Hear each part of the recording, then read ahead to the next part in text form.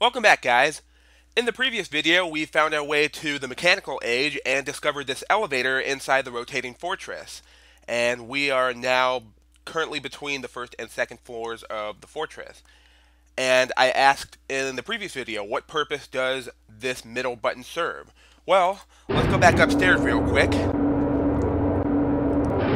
and step right out, because there is actually something in this room that's important.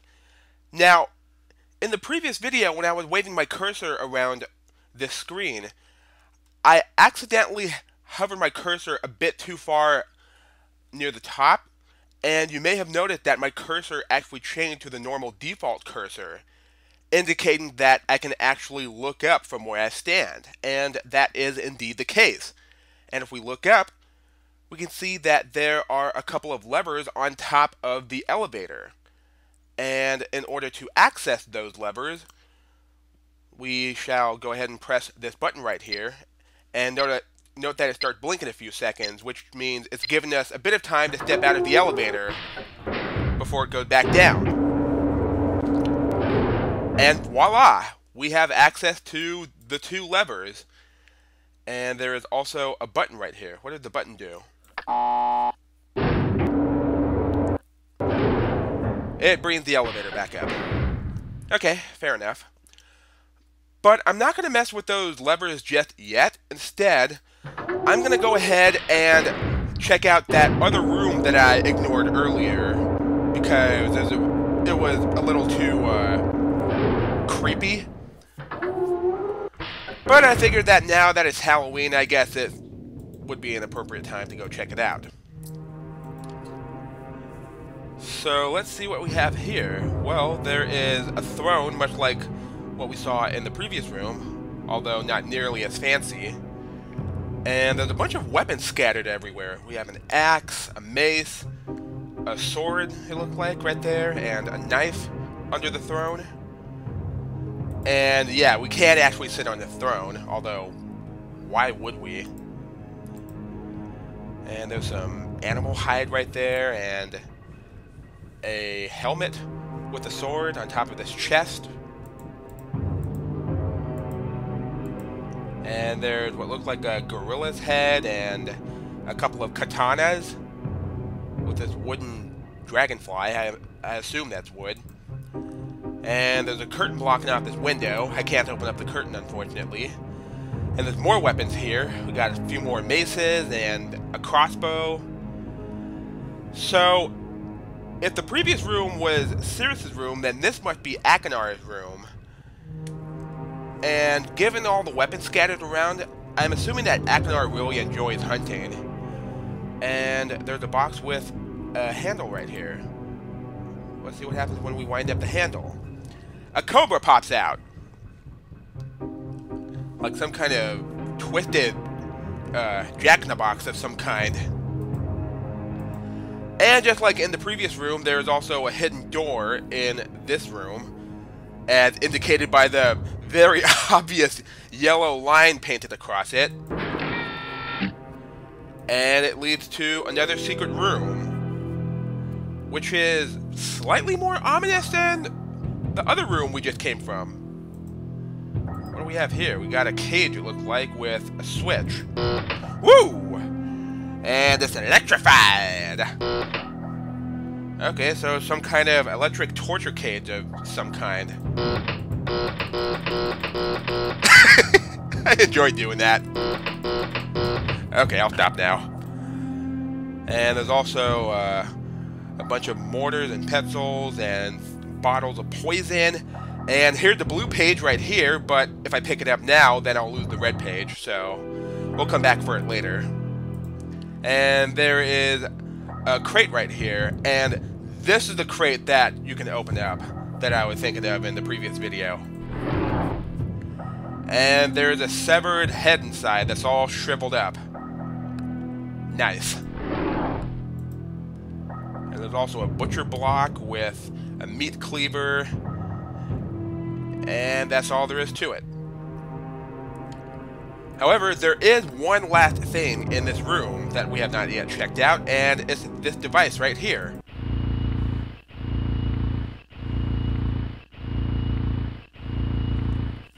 Fortress Rotation Simulator. Calibrating.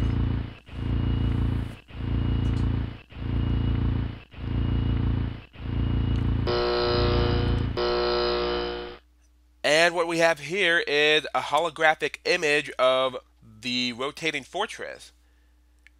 And this must be the device that Atreus mentioned in the Mechanical Age Journal, the one that uses holography, I think it's called.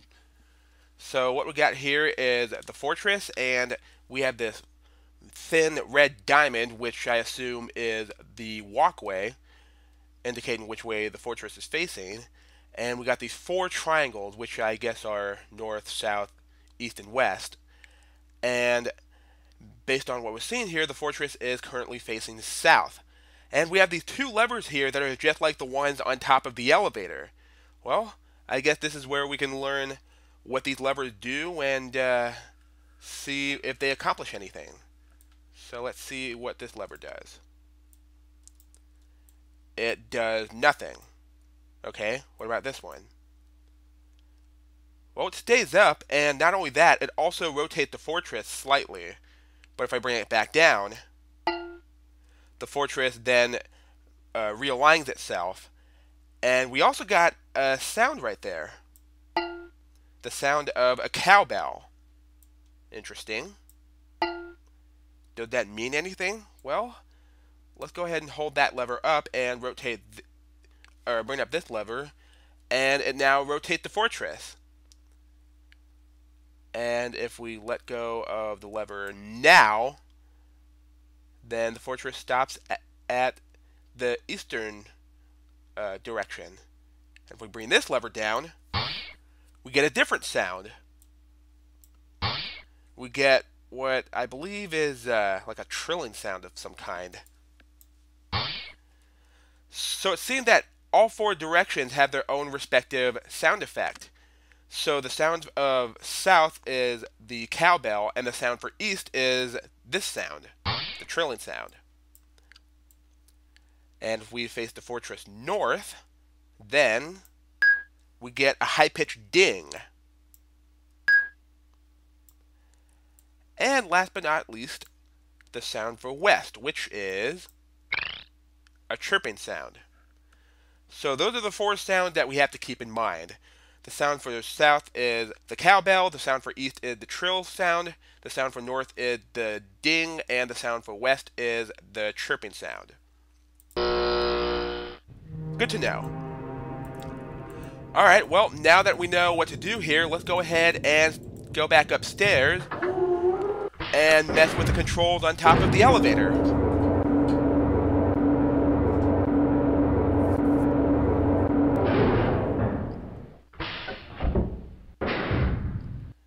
I'll go ahead and press the button, step right out, and wait for the elevator to go back down.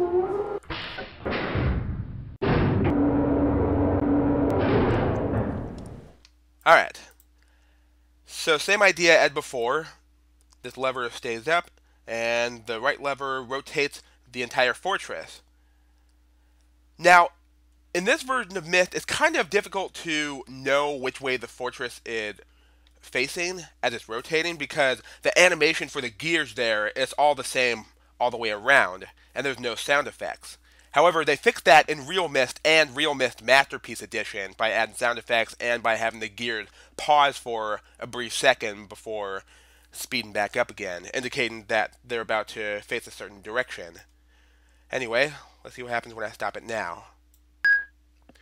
I get the high-pitched ding, which is the sound for north. But that's not the sound I want. I want to turn the fortress so that it's facing east. That's the cowbell, which is the sound for south, which is where the fortress originally started. There we go. That's the sound for east.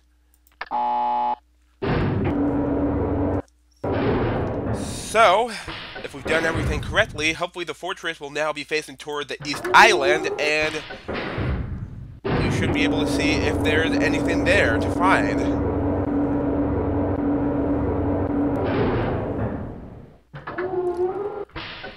So let's go back outside and see if we can access one of the two islands.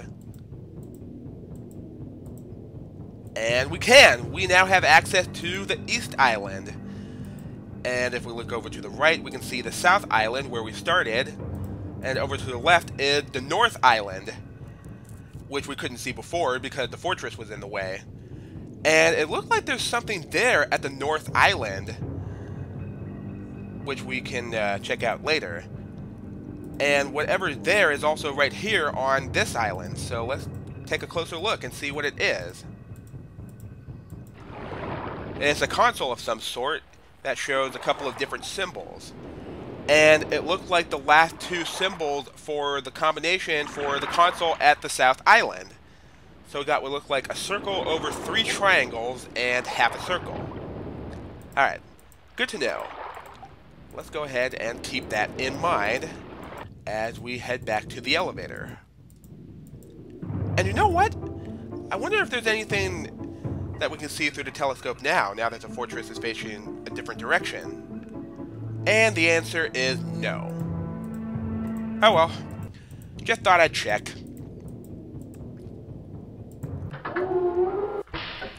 Alright, back upstairs we go to rotate the fortress to the North Island now.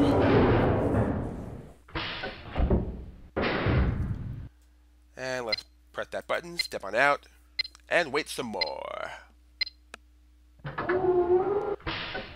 You know, wouldn't it be funnier if elevator music was playing while we were waiting for the elevator to go back down? That'd be kind of funny. Anyway, let's go ahead and turn this fortress so that it faces north. There we go. Press the button to bring the elevator back up.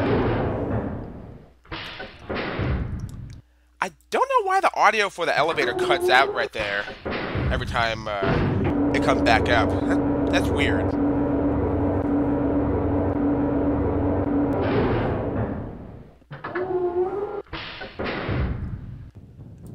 Alrighty. Now let's see if we have access to the North Island, and that we do. And there's the East Island right there. Nothing over on the west. And the South Island's at the other side of this fortress. So, what do we have here? Another console with the first 2 symbols of the combination. So we got what looked like a sideways C and a rectangle between 2 triangles. And come to think of it, this sort of looked like the Cyan logo, doesn't it? You know, the company that made this game. Yeah, this looked like the Cyan logo facing sideways. Not sure if that's an Easter egg or what, but just something I thought I'd point out.